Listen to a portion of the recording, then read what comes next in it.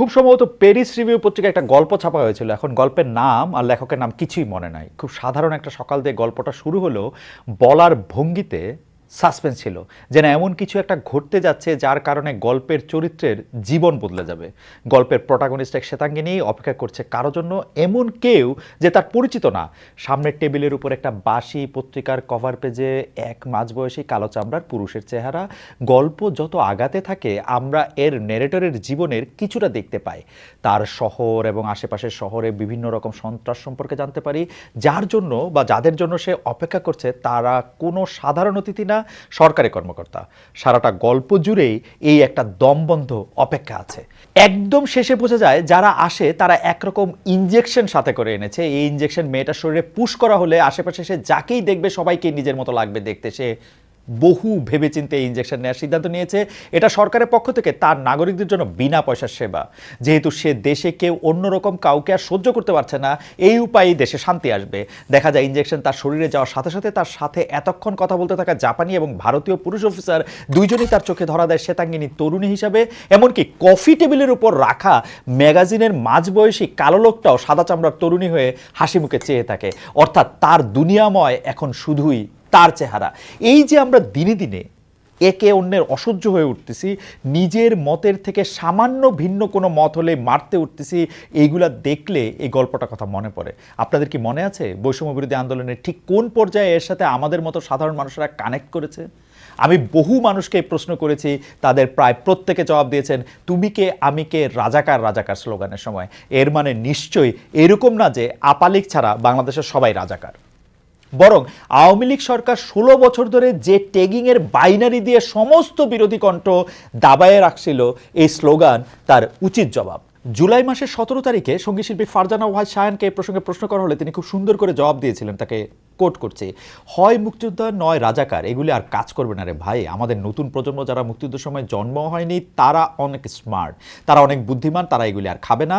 মুক্তিযুদ্ধ বনাম রাজাকার এটা হচ্ছে তাদের পলিটিক্যাল একটা চাল। এটা দিয়ে এরা সবসময় মানুষকে ভাগ করে রাখে, এটা দিয়ে চুপ করায় রাখে।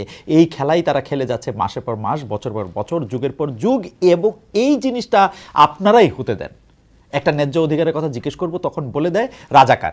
এই যে কথাটা বলে কেউ রাজাকার তকমা চায় না, আমি তো চাই না। আমার দেশ অনেক কষ্টে স্বাধীন হয়েছে, কে চায় এ তকমা পেতে? কিন্তু এটাকে ব্যবহার করা হয়। এই ব্যবহারের হাতটাকে এবার ছাত্ররা মুচড়ে দেওয়ার চেষ্টা করলো এবং আমার মনে হয় বাংলাদেশের মানুষেরও এটা মুচড়ে দেওয়া উচিত। কোটেশন শেষ হলো, কিন্তু আমার কথা হচ্ছে যে দেখেন, আমরা কেউ রাজাকার হইতে চাই না, আমরা কেউ রাজাকার হওয়াটাকে নিজেরা মনে করি না। তাই বইলা যেগুলি হচ্ছে যে মুক্তিযুদ্ধের সিম্বল আছে, যেগুলি হচ্ছে মুক্তিযুদ্ধের সময় আমাদের কাজ করেছে, সেগুলির বাইরে যাওয়াটারও আমি আসলে স্মার্টনেস মনে করি না। আমরা মনে করি এই প্রজন্ম খুবই স্মার্ট এবং এই প্রজন্মের লোকদের এই সিদ্ধান্ত নেওয়ার ক্ষমতা আছে যে তারা দেশকে ভালোবাসাটা কিভাবে দেখাবে। এটা কোনো কিছু একটা চাপায় দেওয়ার জিনিস কিন্তু না। আমরা ফিরে আসি যে ইউরোপীয় উপনিবেশিকতার উচ্ছিষ্ট হিসাবে যে বাইনারি ডিভাইড অ্যান্ড রুলের কবলে এখন সারা দুনিয়া, সে বাইনারির বিপরীতে দাঁড়ানো জুলাই অভ্যুত্থানে একটা বড় শক্তির জায়গা ছিল। কিন্তু দুঃখের বিষয় হলো হাসিনা আপা পলানোর সময় তার হেলিকপ্টারের প্রপেলারের ঝাপটায় সারা বাংলাদেশে এই জিনিস ছড়াইতে ছড়াইতে গেছেন। আমাদের ট্যাগিংয়ের শেষ নাই। হিন্দু, মুসলিম, আওয়ামী, বিএনপি, রাজাকার, মুক্তিযোদ্ধা, ভারতের দালাল, পাকিস্তানের দালাল, শাহবাগী, হেফাজতি, হিজাবি, নারীবাদী, মীর হুজাইফার একটা স্ট্যাটাস পড়ে আসেন। যেই পরিমাণ মানুষের শাহবাগী ট্যাগ দেওয়া হয়েছে, গোটা শাহবাগে অত লোক আটবে না। পাশাপাশি একটা কথা মনে হচ্ছে, এই ট্যাগিং দিয়া বাংলাদেশে বেশিরভাগ মানুষ দাবি করে যে তার দাদা বা নানা বা তার চেয়ে একটু আগের পুরুষরা তারা জমিদার ছিল। এক ভদ্রলোক আমার বলল যে যেই পরিমাণ মানুষ বাংলাদেশে দাবি করে যে তাদের দাদা বা নানা জমিদার ছিল, সেই পরিমাণ জমি বাংলাদেশে থাকতে হলে বাংলাদেশের আকৃতিটা রাশিয়ার সমান হইতো, অন্তত ক্যানাডার সমান। এই যে আমরা কেউ কাউরে সইতেই পারি না, আর কেউ কিছু অপছন্দের বললে অন্যরকম হইলেই তারা সন্দেহ করতে থাকি। আমাদের মনেই হয় না আমাদের মানুষের উপরে হাত তোলার অধিকার নাই, আমার আরেকজনের বাড়িতে গিয়ে দখল করার অধিকার নাই। এই যে সোশ্যাল মিডিয়ার যুগ, কত রকম কমিউনিকেশন, কত রকম অ্যাপ, অথচ আমরা কেউ কাউরে চিনি না, আমরা একটু শুনি না আরেকজনের কথা, আমাদের আত্মার সাথে আত্মার যোগাযোগ নাই। বাইনারি থেকে বেরই হইতে পারলাম না আমরা। যে বাইনারি থেকে রেহাই পাওয়ার জন্য বাচ্চাগুলি মারা গেল, আমরা কবে সামনের মানুষটার দিকে ঠিকঠাক দেখব? কবি ব্রাত্য রায়সু তার ফেসবুক স্ট্যাটাসে লিখেছেন, ফেসিবাদের একদম পয়লা নম্বর কাজ হলো ট্যাগিং। প্রথম ট্যাগিংয়ের মাধ্যমে কোনো ব্যক্তি বা গোষ্ঠীকে অপর বা আদার করে ফেলা, মানুষকে পশু হিসাবে দেখানো এবং শিকারের উপযুক্ত টার্গেটে পরিণত করা। আমরা সেই সময় আর ফেরত আনতে দিব না। নব্য ফেসিবাদকে না বলুন। অর্থনীতিবিদ অমর্ত্য সেনের একটা বই আছে দি আইডিয়া অফ জাস্টিস নামে, সেখানে তিনি বলেছেন আজকাল মানুষকে যে কোনো নির্দিষ্ট একটা পরিচয় সীমাবদ্ধ করে ফেলা এবং সেই অনুযায়ী তার দায়িত্ব ঠিক করে দেওয়ার প্রবণতা বেড়ে যাচ্ছে। যেমন মেয়ে মানুষ রান্না করবে না, এটা একটা কথা হইলো, অথবা সে বেটা ছেলে হয়ে বউয়ের ভাত রাঁধে আর বউ চাকরি করে, অথবা দেখছো উমুক তুমুক ধর বেটারে। তো এই যে বাইরের থেকে এই রকম এক একটা পরিচয় ঠিক করে দেওয়া এবং সেই অনুযায়ী একজন মানুষের কোনো কাজটা করা উচিত সেইটাও চাপিয়ে দেওয়া, এতে যার উপর এগুলি চাপানো হচ্ছে মানুষ হিসাবে তার অধিকার খর্ব করা হয়। একজন ব্যক্তি সে কি বিশ্বাস করবে, কি তার ভালো লাগবে, কোন দলের সাথে মিশবে, কাকে ভালোবাসবে, যতক্ষণ অন্য কারো ক্ষতি সে করতেছে না, তার সম্পূর্ণ অধিকার আছে নিজের মতো করে নিজের জীবন সাজানোর, নিজের রাস্তা ঠিক করার। অন্যের এক্সপেকটেশন অনুযায়ী আমার যদি নিজের পারিপার্শ্বিক গুটায় আনতে হয়, এটা আমার প্রতি অন্যায় বা ইনজাস্টিস। উচিত কথা রেকর্ড করতেছি 20 তারিখ শুক্রবার, 20 ডিসেম্বর শুক্রবার, আপনারা দেখতেছেন হচ্ছে 23 ডিসেম্বর সোমবার বাংলাদেশ সময় রাত 9টায়। কিছুক্ষণ আগে খবর পেয়েছি যে আমাদের একজন উপদেষ্টা জনাব এফ হাসান আরিফ মারা গেছেন। মনটা আমার অনেক খারাপ হয়েছে, কারণ তাকে আমি প্রায় 30 বা 32 বছর ধরে চিনি। তার মতো এরকম ধর্মপরায়ণ এবং লিবারেল মানুষ আমি আমার জীবনে খুব কম দেখেছি। আজকে সকালে যখন এই খবরটা পেলাম তখন নিউ ইয়র্কে অনেকই সকাল, কিন্তু তার পুরোটা সময় জুড়েই আমি আসলে জনাব হাসান আরিফের বিভিন্ন কথা, বিভিন্ন আলোচনা আমার মনে পড়ছিল। যাই হোক, জীবন এগিয়ে চলে। আমরা যে কথাটি আরেকটু বলে নিতে চাই, আপনারা নিশ্চয়ই খেয়াল করেছেন যে ইকোনমিস্ট একটা দেশকে ঠিক করে, মানে ব্রিটেনের একটা পত্রিকা আছে ইকোনমিস্ট, বাংলাদেশেরও অনেক মানুষও এটা পড়েন, অ্যাটলিস্ট আগে পড়তেন, এখন পড়েন কিনা আমি জানি না। সেই ইকোনমিস্ট পত্রিকা প্রত্যেক বছর ঠিক করে যে কোন দেশটাকে এবার শ্রেষ্ঠ দেশ হিসেবে ঘোষণা করা হবে বা মানে একটা অন্যরকম অ্যাচিভমেন্টের দেশ হিসেবে ঘোষণা করা হবে। এবার ইকোনমিস্ট দেশ হিসেবে ঠিক করেছে হচ্ছে বাংলাদেশকে। আমি এমনিতে এই যে কোনো একটা খেতাব দেওয়া, এই করা সেই করা, সেগুলিকে অনেক বেশি গুরুত্ব দিই না, কিন্তু এইবার বাংলাদেশ আসলে তার চলতে থাকা 15 বছর বা 16 বছরের স্বৈরশাসন থেকে নিজেদেরকে মুক্ত করেছে, নিজেরা মুক্ত হয়েছে, এবং এর জন্য যারা এতে নেতৃত্ব দিয়েছে তাদের অনেক রক্ত দিতে হয়েছে, অনেক ত্যাগ করতে হয়েছে। সেই জন্য ইকোনমিক্স তাদেরকে মানে বাংলাদেশকে এবার নির্বাচিত করেছে একটি বিশেষ দেশ হিসেবে। আমি সেটি খুব গর্ব নিয়েই বলতে চাই। তবে মন খারাপের মতো অনেকগুলি ব্যাপার আছে। গত কয়েকদিন ঘটে যাওয়া আরও যে ঘটনায় আমি খুব মানে ব্যথিত হয়েছে, তা হলো ভারতের মাওলানা সাদ কান্দলভি এবং ঢাকার কাকরাইলে মাওলানা জোবায়েরপন্থীদের বিরোধ, মারামারি, এবং যা শেষ পর্যন্ত মানুষের মৃত্যু থেকে শেষ হলো। বুধবার ঘটেছে এই ঘটনা। টঙ্গীর ইস্তেমা মাঠে সাতপন্থীদের হামলায় জোবায়েরপন্থীদের 4 জন মারা গেছেন, মানে খবরটা এইভাবেই এসছে। তাবলিগের নিয়ন্ত্রণ নিয়ে এই দুই পক্ষের বহুদিন ধরে বিরোধ ছিল। নিহত মুসল্লিরা টঙ্গীর তুরাগ নদীর তীরে 5 দিনের জোর ইস্তেমায় অংশ নিয়েছিলেন। জোর ইস্তেমা হইতেছে বিশ্ব ইস্তেমার আগে প্রস্তুতিমূলক সমাবেশ, যেখানে 1 থেকে 3 চিল্লায় বের হওয়া তাবলিগের সাথীরা অংশ নেন। এর সংখ্যা ছিল কয়েক হাজার, যেখানে ভোর রাতে দেয়াল টপকে ফটক ভেঙে মাঠে ঘুমন্ত মুসলিমদের উপর অতর্কিত হামলা চালিয়ে ইস্তেমা মাঠে নিয়ন্ত্রণ নেন সাতপন্থীরা। এর মধ্যে জাতীয় নাগরিক কমিটি থেকে সার্জিস হাসনাত আব্দুল্লাহ কাকরাইল মসজিদে গিয়ে জোবায়েরপন্থীদের সাথে আলাপ করেছেন, সাতপন্থীদের থামানোর চেষ্টা করেছেন। তাতে মনে হয় হিতে বিপরীত হয়েছে, কারণ এর কয়েক ঘন্টা পরই হামলা করা হয়েছে এবং মানুষ মারা গেছে। বাংলাদেশে তাবলিগি জামাতের দাওয়াতি কার্যক্রম নিয়ে 2018 সাল থেকে দুটি পক্ষ তৈরি হয়। একটি নেতৃত্বে আছেন দিল্লির নিজামুদ্দিনের মাওলানা সাদ কান্দলভি এবং তার সমর্থকেরা। এই পক্ষ থেকে সাদ কান্দলভিকে বিশ্ব তাবলিগ জামাতের আমির মনে করা হয়। অন্যদিকে সাদের বিরোধী পক্ষ, এর নেতৃত্বে রয়েছেন তাবলিগ জামাতের শীর্ষ মুরব্বী বাংলাদেশের মাওলানা জুবায়ের, কিন্তু তারা নিজেদের জুবায়েরপন্থী বলেন না, এটাকে তারা শুরায়ে নিজাম বা পরামর্শ ভিত্তিক পরিচালনা বলছেন। জুবায়েরপন্থীরা আবার মনে করেন সাদ কোরআন হাদিসের অপব্যাখ্যা করেছেন, তাই তাকে তারা আমির মানেন না। এ নিয়ে বিভিন্ন রকম তর্ক বিতর্ক আছে। মাওলানা সাদ এই কারণেই 2018 সালের পর থেকে আর বাংলাদেশে আসতে পারেন না। প্রথম যে বিষয়টি মাওলানা সাদের মানে বলা হয় যে মাওলানা সাদের যে কথাটি আসলে আমাদের অনেককে অসন্তুষ্ট করেছে, সেটি হচ্ছে যে মাওলানা সাদ প্রায় কথাটি এরকম করে বলা যায় যে মাওলানা সাদ বলেছিলেন যে এই কোরআন হাদিসের কথা বলে বা নামাজ পড়িয়ে এটা টাকা নেওয়া যাবে না বা এটার মধ্যে টাকা নেওয়াটা আসলে ঠিক না। এই কথাটাই নাকি সর্বপ্রথম এদেরকে আঘাত করেছিল বেশি, যারা সাদের বিরোধিতা করছেন তারা। আমি এই পক্ষে বিপক্ষে কোনো কিছুতেই যেতে চাই না, কিন্তু আমি যেটা বলতে চাই, গত বছরের নভেম্বরে ধর্ম আর স্বরাষ্ট্রমন্ত্রী এর একটা সমাধান দিয়েছিলেন যে 2 ভাগে ইস্তেমা হবে, প্রথমে জোবায়েরপন্থী পরে সাতপন্থী, কিন্তু সে পর্যন্ত পৌঁছানোর আগেই যা হওয়ার হইল। তাবলিগি জামাতের আসলে কিন্তু আমার জানা মতে কোনো রাজনৈতিক উচ্চাভিলাষ নাই। তারা কোনো চেয়ার দখল করতে চায় না, কোথাও গিয়ে রাজা উজির হইতে বা সংসদ সদস্য সমন্বয়ক এগুলি হইতে চায় না। তারা চায় ইসলামের দাওয়াত দিতে, নামাজ রোজা বা এরকম রিচুয়ালিস্টিক ইসলামের পাশাপাশি এইটা যে পরিপূর্ণ একটা জীবন ব্যবস্থা তা তারা জানাইতে চায়। তারা পারস্পরিক সাংস্কৃতিক লেনদেন চায়, চলাফেরা, থাকা, খাওয়া অথবা ঘুমানোর বিষয়ে ইসলামে বিশ্বাসীদের নিজস্ব একটা সিগনেচার আছে, তারা এর মধ্যে থেকে নিজেদেরকে পরিচিত করতে চায়। পাশাপাশি একটা কালচারাল মেলবন্ধন যেটা দরকার সেই মেলবন্ধনের ক্ষেত্রেও তারা সেটা চেষ্টা করে। সেই জন্য সাউথ আফ্রিকার তাবলিগ জামাতের লোকেরা অস্ট্রেলিয়া যায়, অস্ট্রেলিয়া থেকে পাকিস্তান আসে, সেখান থেকে ইন্ডিয়া যায়, বিনিময়ের মাধ্যমে একটা একই ছাতার নিচে তারা আসতে চায়। 1926 সালে ব্রিটিশ ইন্ডিয়াতে তাবলিগ জামাত যখন শুরু হয়েছে, এইটা ছিল তাদের প্রধান উদ্দেশ্যের একটা। এরা সারা দুনিয়ায় এত সফল কারণ তাদের বিশ্বাসের জায়গাটা থেকে তারা সব কিছু করেন। যেমন দেখেন বাংলাদেশের মতো একটা দেশে, যে দেশের মধ্যে অনেক রকম সমস্যা আছে, আমরা তো অনেক বড়লোক দেশ না, কেউ আসলে আমরা তো তারা 5 স্টার হোটেলে থাকতে দিতে পারি না, আমরা টঙ্গীতে তাদেরকে একটা ছোট্ট একটা ইনসিগনিফিকেন্ট মাঠ দেই, যে মাঠটার মধ্যে আমরা প্রপার বাথরুম বা টয়লেট ফেসিলিটিসও আমরা দিতে পারি না। এবং এই মাঠের মধ্যে জমায়েত হয়ে কোনো রকম একটা সভা করা, সেইটা কিন্তু কোনো ধরনের মানে কি বলবো, ইসলামের যে 5টা স্তম্ভ, আপনি হজ করতে যাবেন, এইটা যেহেতু যেটা আপনার ফরজ আপনার টাকা পয়সা থাকলে, এরকম না কিন্তু ঘটনাটা। এইটা বাংলাদেশ থেকে, বাংলাদেশ এটা একটা সাধারণ একটা আয়োজন করে সাধারণ মানুষের একটা জায়গা থেকে, কিন্তু তারপরও যে এতগুলি জায়গা থেকে লোক আসে, সেইটা আসলে এইটা দেখাশোনা এবং মেলামশার মধ্যে থেকে একটা বোঝা পড়ার জন্য, যেখান থেকে সবাই বুঝতে পারে যে ইসলামের পতাকা তলায় থাকলে জিনিসটা কীরকম হইতো। এই যে ইসলামের জন্য এত মানুষের এত স্যাক্রিফাইস, এত কষ্ট স্বীকার, এটা হযরত মুহাম্মদ সাল্লাল্লাহু আলাইহি ওয়াসাল্লামের পথ অনুসরণ করেই তিনিও আর একটা সাংঘাতিক বৈরী পরিবেশে থেকেও মানুষকে ডাক দিয়েছেন ইসলাম ধর্ম বোঝার জন্য, যে তোমরা দেখো আমরা আসলে কিভাবে খাই, কিভাবে থাকি, অন্যদের সাথে আমাদের সম্পর্ক কিভাবে তৈরি হয়, মোট কথা কিভাবে জীবনযাপন করি, কীরকম কাপড় পরি, কীরকম ব্যবসা করি, দেখো আসো এগুলি নিয়ে কথা বলি। এই যে পারস্পরিক কথাবার্তা, এই যে দাওয়াত, এইটা অনুবাদ করতে গিয়ে তাবলিগে জামাত সারা পৃথিবীতে ঘুরছে। তারা ঘর বাড়ি, নিজস্ব ব্যবসা বাণিজ্য, চাকরি ফালায়া বা কোনো সময় বা কোনো সময় নিজেদের অনেক কাজের সময় তার আর পরিমাণ অ্যাডজাস্ট করে হলো তারা এই জিনিসগুলি করতেছে। অথচ এই যে সাতপন্থী আর জোবায়েরপন্থী মারামারি, কে ওয়াজ করবে আর কে আখেরি মোনাজাত করবে, এই নিয়ে কারাকারি, তাবলিগে জামাতের স্পিডের সাথে এটাতে একেবারেই খাপ খায় না। এখন দেখেন কে এইটার মধ্যে ওয়াজ করবে, কে আখেরি মোনাজাত করবে, এটা নিয়ে যখন দুইটা পক্ষের সৃষ্টি হয়েছে, আমাদের কি উচিত হয়েছে এই বিভেদের আগুনে আরও তেল ঢালা, নাকি এইটা কিভাবে থামানো যায় সেটা দেখা। আমরা টঙ্গীতে একটা ছোট মাঠ দিছি, শুধু এমন একটা মাঠ, আমি আগেও বলছি যে এটা আসলে ফরজ ইবাদতের জায়গা না, মানে এটা তো মক্কা না, এটা তো কাবা শরীফের লোকজন হজ করতে যাবে, ইসলামের 5টা স্তম্ভের একটা, অনেক বড়জের এক ফরজের একটা, তা তো না। যথেষ্ট টাকা থাকলে হজ আদায় করতে হবে বাধ্যতামূলক, তা কিন্তু না।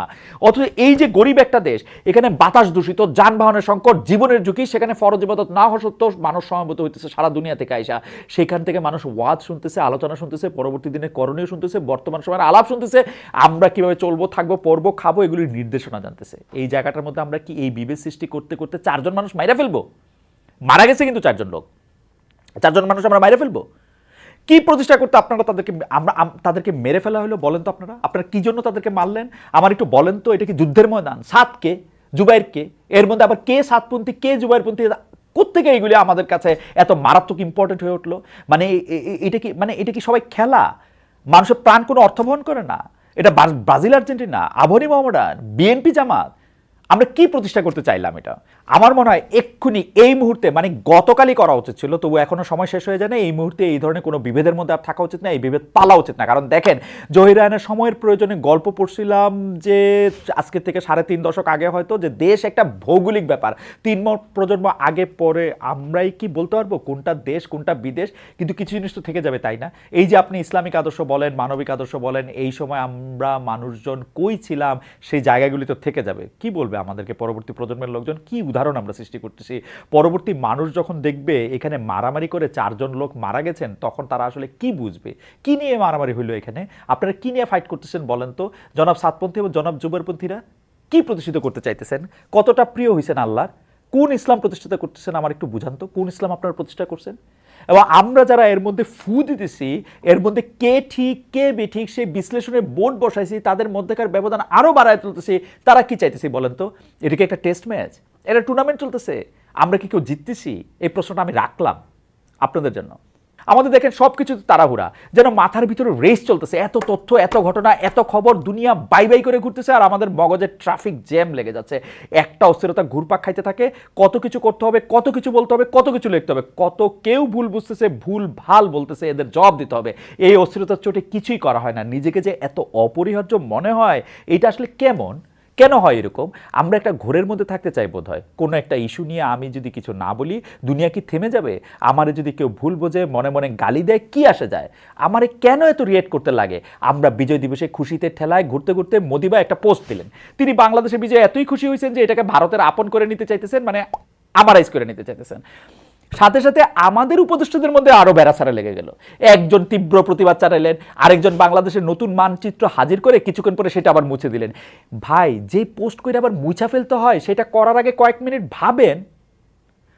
একই বিষয় দেখা গেল শিল্পকলা একাডেমি কর্মকাণ্ডে। বিজয় উৎসব হয়ে গেল ডিসেম্বর উৎসবে, আবার অ্যাবাউট টার্ন। বিজয় উৎসব হয়ে গেল ডিসেম্বর উৎসব, আবার অ্যাবাউট টার্ন। কিসের ভয়ে আপনারা এরকম পেন্ডুলামের মতো এরকম দুলতে থাকেন? আপনাদের ইনকনফিডেন্সও দেখা যায়, তাতে আপনাদের উপর আমাদের ভরসা করতে ভয় হয়। উইনি দ্য পু এই বিষয়ে আমার মানে উইনি দ্য পুরে কিন্তু আমার বিরাট ফিলোসফার মনে হয়। মানে after Tom and Jerry Winnie the পু হচ্ছে আমার কাছে একটা বড় ফিলোসফার। সে বলতেছে doing nothing often leads to the very best of something. নেন, ইংরেজিতে বললাম, এই ভাষায় বললে তো আবার কথার দাম বেড়ে যায়। আপনি দেখবেন আমরা যখন মানে কোনো কথার একটা জোর দিতে চাই, তখন এটার মধ্যে একটা ইংরেজি বলি। মানে ধরেন কাউরে করছে বেরিয়ে যাও, বেরিয়ে যাও কই আমাকে পোষায় না, আমাদের কইতে হয় গেট আউট। এ যে বেরিয়ে যাওয়ার অর্থ চাই বুঝতেছে না, গেট আউট করলে সেটার মধ্যে এটা বুঝবে। বাদ দেন, আসি নির্বাচন প্রসঙ্গে। শেষ পর্যন্ত ডক্টর ইউনূস নির্বাচনের একটা সম্ভাব্য তারিখ ঘোষণা করেছেন। তিনি বলেছেন 2025-এর শেষে বা 2026-এর শুরুতে নির্বাচন হবে। এইবার নিশ্চয়ই বাংলাদেশের পরবর্তীতে যারা ক্ষমতায় আসবেন তারা শান্ত হইতে পারবেন। এখন একটু দম নেন, মানুষের কাছে যান, তাদের দাবি তাদের এক্সপেকটেশনগুলি শুনেন, তাদেরকে প্রতিশ্রুতি দেন, ওয়াদা করেন, বলেন যে আপনারা ক্ষমতায় যাবেন না, দায়িত্বে যাবেন এবং শেখ হাসিনার মতো ফেসিবাদী হয়ে উঠবেন না। অন্তত এখন তো বুঝতে পারলেন ডক্টর ইউনূস সরকার অনন্তকাল থাকতেছেন না। এইবার আপনাদের এই ঘ্যানর প্যানর বাদ দিয়ে রাজনীতিটা করেন। এই বাংলাদেশে যত উপানুষ্ঠানিক অর্থনীতি আছে, মানে উপানুষ্ঠানিক অর্থনীতি মানে সাদা বাংলা ভাষায় যেগুলিকে আসলে চাঁদাবাজির বিভিন্ন খানা আছে, মানে এইটা আমি আরেকজনের কাছ থেকে শিখা একটা কথা কইলাম আর কি। আসলে যত চাঁদাবাজি আছে সেগুলি কেমনে কম করবেন, বেশি করবেন, কোন জায়গায় করবেন, কোথায় করবেন না, এগুলি ঠিক করেন। অনেকেই গণতন্ত্র মানে বোঝে যে আওয়ামী লীগ যেগুলি করতো, মানে এটা এই অনেকের সাথে আমিও আসি, অনেকেই গণতন্ত্র মানে বোঝে যেই দুষ্টামিগুলি, যেই অপরাধগুলি আওয়ামী লীগ করতো, গণতন্ত্রের মানে হচ্ছে সেগুলি আওয়ামী লীগ আর করতে পারবে না, সেগুলি করবো হচ্ছে আমি। সেরকম ভাবলে একটু সাবধান হয়ে যান। দেখছেন না আওয়ামী লীগের নেতাগো মাটির উপর দপদপায় হাঁটতো, এখন ইন্দুরের মতো পালায় রয়েছে না? ওরকম করলে আপনাদেরও এই দশা হবে। এইবার একটু কাজের কর্মে মন দেন গো উপদেষ্টা মণ্ডলী। অনেক তো সংস্কার করলেন, এর মধ্যে আপনাদের চোখের সামনে দিয়া কাউয়া কাদের পগার পার হয়েছে, 3 মাস কই লুকাইছিল কেউ জানতেন না। কেন? স্বরাষ্ট্র উপদেষ্টা বললেন যদি জানতাম কই আছে তাহলে ধরে ফেলতাম। হা হা, কবিতা মনে আছে ওই যে বাবুরাম সাপুরে, যে সাপের চোখ নেই, শিং নেই, নখ নেই, ছোটে নাকি হাঁটে না, কাউকে যে কাটে না, করে না কো ফোসফাস, মারে না কো ঢুসঢাস, নেই কোনো উৎপাত, খায় শুধু দুধ ভাত, সেই সব জ্যান্ত গোটা দুই আনতো, তেরে মেরে ডান্ডা করে দেব ঠান্ডা। বাহ, বেশ বেশ বেশ। অর্থ উপদেষ্টারে বলি, আওয়ামী আমলে যে অপকর্মগুলি করা হয়েছে, সেই অপকর্মগুলি কথা কয়ে আর কতদিন কইবেন যে এই অপকর্ম হয়েছে? 4 মাস হয়ে গেছে গো স্যার, একটু এবার করেন। বা এই যেই অপকর্মগুলি করা হয়েছে, ব্যাংকের খেলাপি ঋণের টাকাগুলি যে নেওয়া হয়েছে, সেগুলিকে আমরা ফেরত পাবো। ভবিষ্যতে যেন এরকম না হয় তার জন্য কি ব্যবস্থা করতেছেন আপনারা? বাংলাদেশে মানুষ যখন 50,000 টাকা ঋণ নিতে চায়, তার জন্য জমি জমা, পুকুর, ঘটি বাটি, লোটা গামলা সব বন্ধ দিতে হয়। 50,000 কোটি টাকা ঋণের বিষয় এরকম কিছু কি আসে? মানে ঋণ না দিচ্ছে যে তারা, ঋণ যে তারা নিছে, বাংলাদেশে যেগুলি ঋণ খেলাপি আছে এগুলির বিরুদ্ধে আপনারা করেন হত্যা মামলা। এই যে ঋণ খেলাপি একটা ভালো জিনিস, এটা করলে কোনো অসুবিধা নাই। আমি যে ভবিষ্যতে বাংলাদেশে আর কাউরে ঋণ খেলাপি হইতে দেখবো না, এটা আমি কেমনে বুঝবো? কেন এই হত্যা মামলা দেওয়াটা খারাপ? তাদের কেস যখন কোর্টে উঠবে তখন তারা আরামে খালাস পেয়ে যাবে। বরং একটু কষ্ট করেন, এইসব ঋণ খেলাপিদের ব্যাপারে একটু কষ্ট করেন, খোঁজ করেন কি করেছে তারা, তাদের স্পেসিফিক অপরাধেই মামলা দেন। ব্যবসায়ীর সাথে কথা বলছেন, এই যে মাননীয় বাণিজ্য উপদেষ্টা, আপনি ব্যবসায়ীদের সাথে কথা বলছেন, বাজারটারে দেখেন তো হঠাৎ করে কেউ কৃত্রিমভাবে বেশি করে টাকা নিয়ে যেতেছে কিনা, কাউকে জিম্মি করতেছে কিনা, এগুলি খোঁজ নেন। আর ছোট ছোট উপদেষ্টা আছেন, যে মানে যে শিশু উপদেষ্টা, ছোট উপদেষ্টা যারা আছেন তা, এবং উপদেষ্টা প্লাস যারা আছেন, উপদেষ্টা প্লাসও আছেন, কিন্তু কিছু কিছু আছেন উপদেষ্টা প্লাস, সেই উপদেষ্টা প্লাস সাহেবরা এই আলতু ফালতু বিতর্ক উস্কায় দেওয়া, এই দেশ ওই দেশ, এইটা দখল হবে ওইটা দখল হবে, এখানে রক্ত যাবে এখানে রক্ত দিব, এগুলি কথা বাদ দেন। মনোযোগ দিয়ে কাজ করেন। যেগুলি উপদেষ্টা প্লাস আছেন, যেহেতু সরকারের নাই, সেগুলি ভালো করে রাজনীতি করেন। রাজনীতি করে কি করবেন এটা মানুষের গিয়ে বলেন গিয়া। আশা করি আগামী পর্বে জাতীয় নাগরিক কোটি নামের হারজারু বিষয়ে কথা বলবো। বাংলাদেশে চাঁদাবাজি মুক্ত বাজার ব্যবস্থা কি সম্ভব, কথা বলবো সেই বিষয়ে। একটা খুশির খবর দিই, খুশির খবর হইল গত পর্বের শেষে আইসা বাংলাদেশ ক্রিকেট টিমে কইছিলাম যে কি খেলতাছে দেখেন, 3টা ওয়ানডে খেলছে। আমরা জানতাম যে ওয়ানডে বাংলাদেশের মানে মানে কি বলে স্ট্রং স্যুট, সে 3টা ওয়ানডে খেলছে, 3টাই হারছে। আশ্চর্যের বিষয়, যেই খেলাটা বাংলাদেশ আমি মনে করি পারে না টি-20, ওইটার মধ্যে আবার 3টার মধ্যে 3টাই জিতছে। এমন জিতছে, 2টা জিতার মধ্যে তবু একটু কন্টেস্ট হয়েছে, 3টার মধ্যে কন্টেস্টে হয় নাই। তো বাংলাদেশ ক্রিকেট টিমরে আমি একটু অভিনন্দন জানাতে চাই। ভালো খেলছো, ভালো খেলছেন, আরো ভালো খেললেন। আর আপনাদের সবাই একটু শুভেচ্ছা আর ধন্যবাদ জানায় শেষ করি। পরে নিশ্চয়ই আবার দেখা হবে। Thank you so much.